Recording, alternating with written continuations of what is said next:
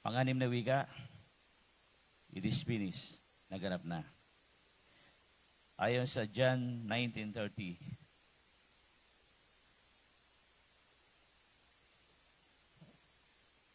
When Jesus had tested it, he said, "It is finished." Then he bowed his head and released his spirit. Mula pa ng 9:00 ng umaga, that time, unti-unti na umiinit na ang araw at yung sugatang katawan ng ating Panginoong Kristo, yung binugbog at ang dugo ay tumitigis. Patuloy siya na nakabilad doon sa ilalim ng init ng haring araw.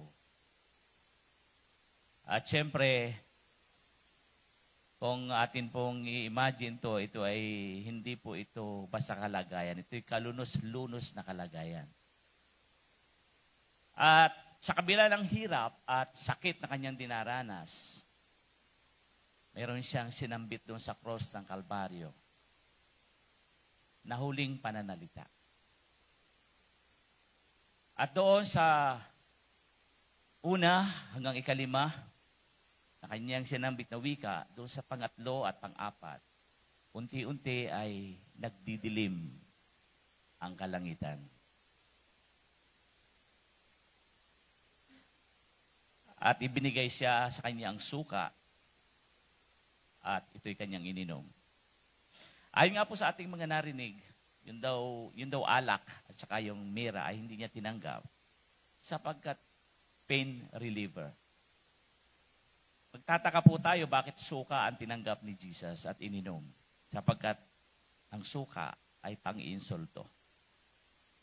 Ang suka ay pang-disrespect. Sapagkat ang ating Diyos na nagkatawang tao ay talagang ininsulto at the time. Bakit? Mabigat po ang kasalanan ng sanlibutan. Nakaatang sa balikat ng ating Panginoong Kristo.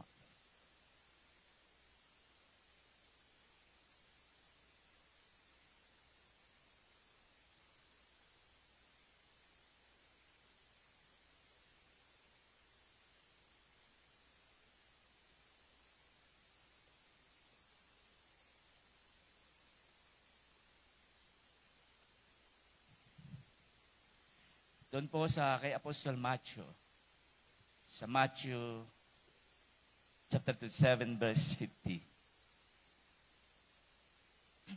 Pinunit ang katahimikan ng tinig ng ating Panginoon.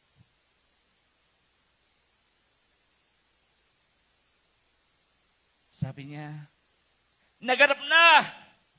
It is finished! At sa salitang Grego, tetelestai. Tapos na ito. Mga kapatid, ito po ay pangungusap ng katagumpayan.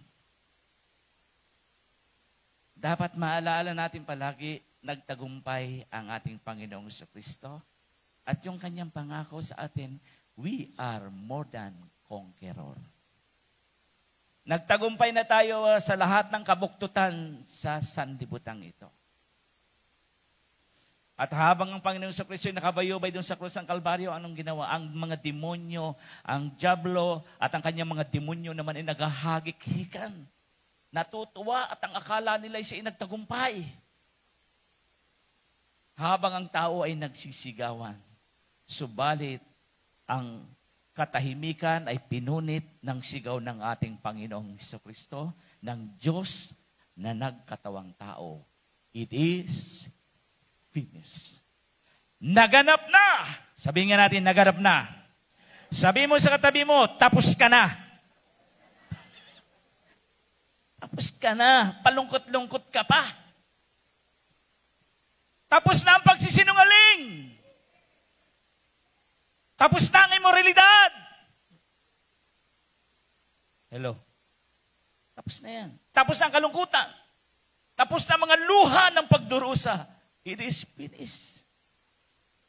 Alala ko, pag sa korte, humaharap ako sa korte, pagka doon ay merong akusado at nililitis, hanggat hindi tapos ang labanan ng mga lawyers, no, kanya-kanyang pinipresenta ang mga ebidensya, kanya-kanyang mga katuwiran, depensa sa bawat panig ng mga lawyers. Hanggat hindi na tatapos yung digmaan doon sa korte, matatapos lang yon pag nagkaroon na ang hukom ng sentensya. Pag sinintensyahan ng hukom, guilty or not guilty, saka lang masasabi, ang kasong ito ay tapos na.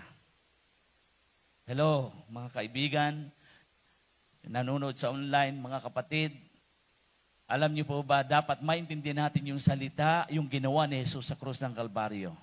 Tapos na. Bakit ngayon napakalungkot mo pa? Bakit ngayon nagdududa pa tayo? Sabi mo sa katabi mo, hindi ako nagdududa sa'yo. Sabi mo, may tiwala ako sa'yo. Tingnan mo, ligligin mo yan sa pagmumukha.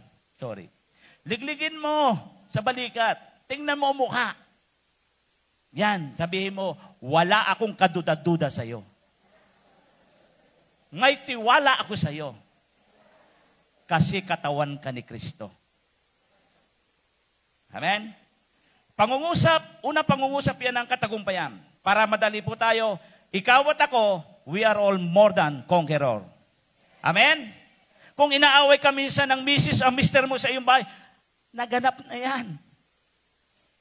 Hello? Minsan di ka nagkakaintindihan, tapos na nga eh. May papatulan pa. Hello? Ang mga anak ay talaga namang napaka-babait. Pag sinabing umuwi ng maaga ay sobrang aga ang uwi. Huwag mo na mag-boyfriend, abay talagang hindi mapigil. Tapos na yan. Huwag mo nang kasermonan. Sermon ka na sermon, hindi naman makikinig sa iyo. It is done. Tapos na yan. Mga anak, ang mga anak ngayon ay mga talagang masunuri sa magulang. It is done. Done. Huwag agad mag-aasawa nang wala sa lugar. Baka yung apo, ang mga lolo't lula mag-alaga. It is done. Sino ang bibili ng gatas? Asawa, wala naman trabaho. Ang kulit. It is done. Huwag na nating sermonan ang mga anak. Mga anak, huwag labanan ng mga magulang. It is finished. Si Jesus, habang nakabayubay sa Kalbaryo, siya po ay nag-aagaw buhay na sa krus. Mamamatay na't lahat. Pero bago yun, nung kanyang dinala ng lahat ng kasalanan ng sanlibutan, sabi niya, tapos na! Naganap na! Matagumpay na kayo! Iniligtas ko na kayong lahat! Minahal ko na kayong lahat! Tapos na yan. Kaya ikaw huwag na mag-aalinlangan. Pangalawang pangungusap, ito ay pangungusap na naganap ng lahat, ang lahat ng hula para sa Panginoong Jesucristo sa kasulatan. Sinabi ni Jesus, I am the way, the truth, and the life. Naganap ba? I will never leave you nor forsake you. Naganap ba yun? Patatawarin ko kayo sa akin, sa inyo mga kasalanan. Naganap ba? Ililigtas ko kayo, naganap ba? Pagpapalain ko kayo, naganap ba? Naganap na eh. Ay ba tayo minsan ay palang-alanganin pa? Hello, mga anak ng Diyos. Kaway-kaway towards heaven ang mga kamay. It is finished, sabi ni Jesus, ikaw ay taong maligaya, taong matagumpay, ikaw ay anak ng Diyos, ikaw kailanman ay wala na ang pagkatalo sa iyo ng demonyo, sapagkat ang demonyo ay talunan na. It is finished. Pangatlong wika. Pangatlong pangungusap. Ang kautusan ng Diyos ay binigay na sa tao para ito pa rin. Ang sabi ng Romans 3:10, wala namang matuwid kahit isa. Hello! Wala ngang matuwid eh. Walang pwedeng magmalaki, kaya kailangan ng kautusan, kailangan ng salita ng Diyos ang tao. At kapag tinanggap, dapat ay ito pa rin. Romans 3:23, walang nakarating sa kalwalhatian ng Diyos. Lahat ay kasala. Wala. Kahit paanong gandang-ganda ng iyong pagmumukhang iyan. Ganda ng bihis mo. Galing-galing. Sinner eh. Pero ibinigay na ng Diyos ang lahat ng kanyang kasulatan, ang kanyang salita sa tao. Pero pagkatapos siyang ibinigay, sabi niya, dapat ito pa rin. Naganap na! Tinutupad ba? Meron pa akong 12 minutes. Di biro lang. Naganap na, tinutupad po ba? Sino po dito yung sumusunod sa salita ng Diyos? Kaway-kaway ang kamay. Pag hindi sumusunod, huwag kang kumaway. Lahat naman po tayo kumakaway dito. Lahat naman po tayo sumusunod sa Diyos. And last, ito ay pangungusap na naganap na ang pagliligtas sa sangkatauhan.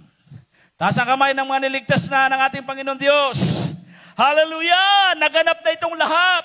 Ikaw ay taong iniligtas na. Ilagay sa isip na ikaw ay ligtas. Ilagay sa pusong na ikaw ay ligtas. At sino ang iyong tagapagligtas? Ang ating Panginoong Kristo. Nasaan siya ngayon?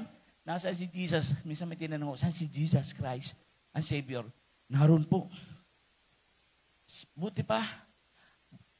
Sabi ko, salamat sa Diyos sapagkat naintindihan ko ng ating Panginoong Kristo nakatira dito. Hindi doon. Kaya marami ngayong taong ligaw. Kailangan nila ikaw at ako na may Jesus sa puso. It is done. Ngayon, ang lahat ay iniligtas na ng ating Panginoon Diyos. At tayo po ay magaligtas na. Pero marami sa labas. Kagabi, kahapon, nasa dagat ako. Tabing dagat, libo-libo ang tao.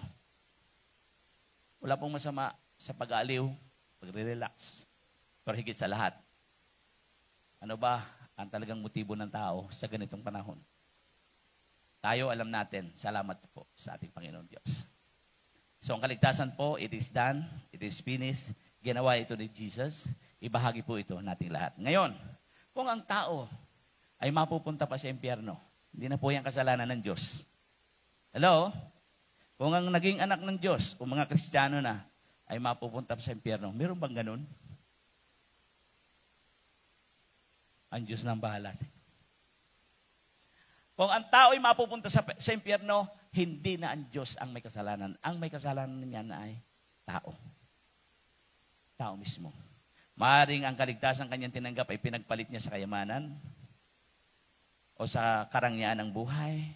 Maaaring yan ay ipinagpalit na sa kayamanan o sa lapi o ipinagpalit sa kasalanan. So kaibigan, mga kapatid na nandirito, ati kuya, at doon sa mga tao, higit sa lahat sa ating mga loved ones, atin pong ibigay ang pagliligtas na binigay sa atin. It is done. Huwag kang matakot magligtas ng tao. Gamitin mo ang social media.